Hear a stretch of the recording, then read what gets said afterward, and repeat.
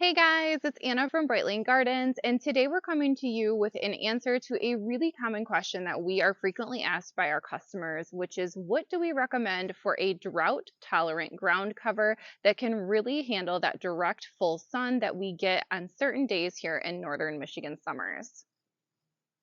One of the reasons I'm really excited to talk about this today is the concept of water conservation when gardening. Water conservation is not restricted to those states that are frequented with droughts or really hot, dry conditions.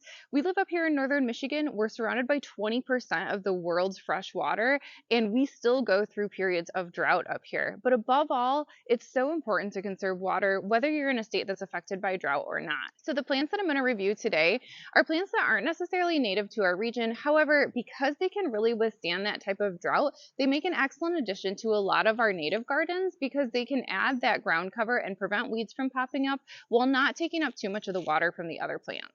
If you're an avid gardener and you love constructing your flower beds to meet your needs, I really encourage you to construct your next flower bed with water conservation in mind. Especially when you're looking at adding ground cover to your yard, you're really looking for something that can withstand these conditions without the protection of shade from other plants, and that really wants to grow in and fill in some of those open gaps that you have between your larger plants.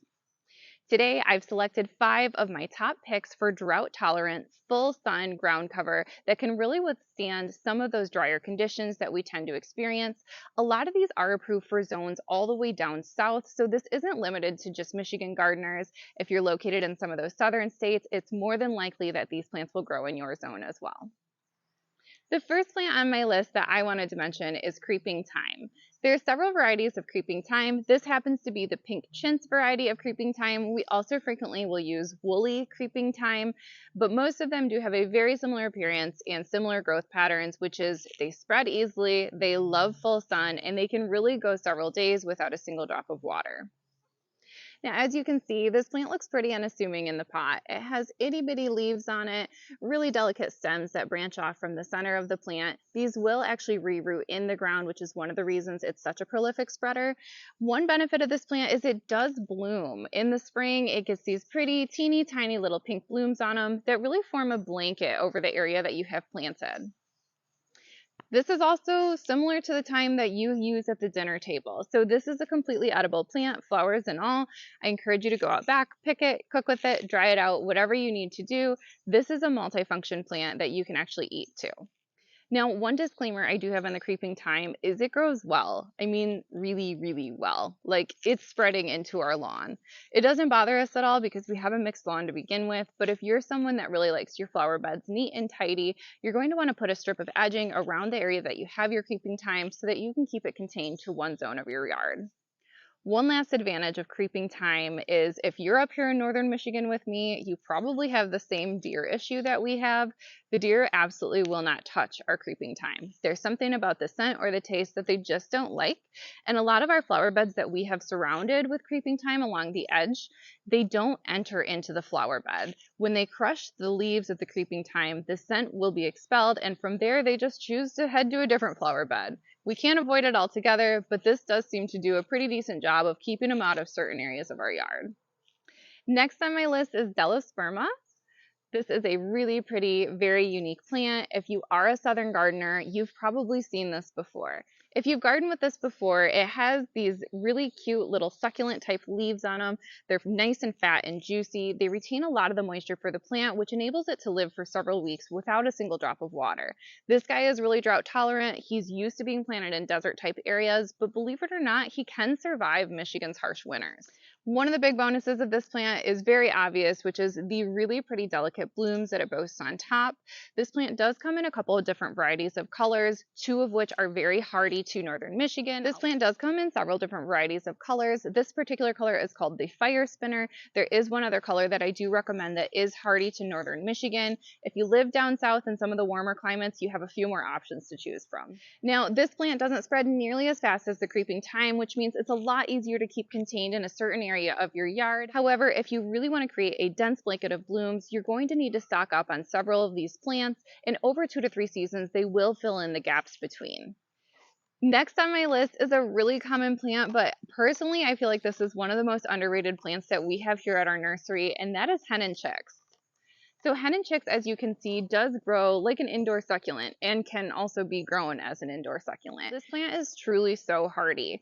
I really couldn't believe it when I first started gardening with these. Our very first season that we were open, we ended up having an entire flat of these left over from our final sale. So I said, what the heck, I'll just throw them in the ground and see what they do. The patch that I threw a couple plants into is now about 10 square feet in size. It's so healthy, it's so lush, and they even have blooms on them. So I was just really impressed with the growth pattern of this plant. They add a lot of really fun texture and color to your yard as well. They do have these greenish purple hues to them depending on what plant you get. This one's a little bit more green, this one's a little bit more purple, and they do also feature these really nice blooms up top that are pink and spiky. Now, on the deer front, I have seen deer eat a couple of these, believe it or not. They seem to just prune them, and really they grow in kind of nice and full the following year. So I really haven't had an issue with them like demolishing a patch of them. The deer do nibble on them though. I was a little surprised by that. They must have just a little bit different taste that they seem to enjoy. And lastly, one major perk of gardening with Hen Chicks is if you're working with a smaller budget, they are so easy to propagate. If you can really only afford to buy a handful of plants but need to cover a large area, Hen Chicks combined with a couple years of love and care will really fill out that area at a minimal cost to you. Hens, referring to the larger ones here, and chicks, referring to these little babies drooping over the edge, are both propagatable, but the babies by far are the easiest ones to use. My recommendation is you simply pluck one off the plant.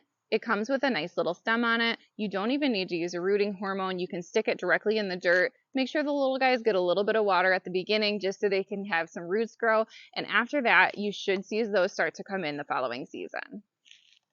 They grow up so fast. Now, the last two plants on my list are actually all in the sedum family. Sedums are a family of plants that covers a huge variety of succulent type growers that includes hundreds of species under that umbrella. This guy right here is called a sea urchin sedum. I love the name and I love how fast he grows even more. As you can see, he really spreads easily. This guy is actually in the same size container as every other plant that I've shown you today, and he was planted at the same time, meaning this guy grows very, very fast. Now, unlike the creeping thyme, even though this guy does spread really fast, he does a good job of staying in the general area that you've planted him in, as long as there's something that kind of keeps him from going into the lawn or into a neighboring landscaped area. Now, sedums, just like succulents, are very easy to propagate. So if you've noticed that a branch has fallen off your plant or that an animal has ripped something off, you can actually cover it with just a little bit of soil in that same area, and you'll start to see some roots form in about a month or two. I love the sea urchin sedum because of the variegation in the leaves. They have a darker center and a white border, which really adds a lot of color variation to your areas. These can also grow in nice and dense, which makes it very difficult for weeds to pop up in between. I have several of these sedums around my yard. I only planted a handful of plants to start with. They've spread prolifically, they stayed in their area, and the deer don't seem to like them that much. So to me, they're a huge win across the board, and of course, they're very drought tolerant. And last on my list, I do have my Stonecrop sedums. Both of these are different varieties. This guy right here is called Coral Reef. As you can see, the leaves have a little bit of a lime green center with a rosier outline there. And this guy right here is actually called Voodoo. During the summer, he has this bright green foliage that spreads really easily, but in the fall, they turn that dark, dark burgundy color that adds a lot of fun fall interest to your yard.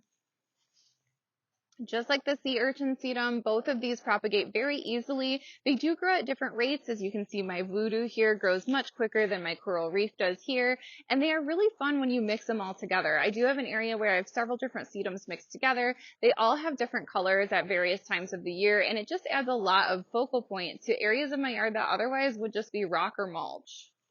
I really don't see much animal activity at all in either one of these sedums. The deer don't seem to like them, the rabbits don't seem to look at them, and I really see very little insect activity all the way around. That makes these so easy to maintain, and the fact that they're drought tolerant on top of that makes them an ideal ground cover to add to your yard. If you're looking for a drought tolerant ground cover that can handle direct full sun for several days in a row and still add a lot of focal interest to your yard, any of those 5 options would have been a great addition for you. Drought tolerance is such an important concept when it comes to gardening. Not only does this mean lower maintenance for you and less effort for you, but it also means a more sustainable way to garden into the future. Drought tolerance is a really important gardening concept that I think we need to talk about a lot more as gardeners. This is the way that we can start to give back to the land that has given us so much. Drought tolerance is a gardening concept that isn't being talked about enough. Even here in the northern states, we need to start building our gardens around drought tolerance to make sure that we can sustainably garden into the future. Drought tolerance has become such a hot topic here at our nursery that we've even created a specific section of drought tolerant plants to point out options for our customers that they can use that won't require constant watering. Another added benefit, drought tolerant means less maintenance from you and less time that you need to spend out in your garden. I love talking about drought tolerant plants, drought tolerant gardening, and sustainable gardening in general. So if you have any questions on this topic or any comments, any advice to give, definitely leave them in the comments below. The more we talk about this topic, the more popular it will become. So any conversation that we can center around this topic of sustainable gardening is great for all gardeners moving into the future.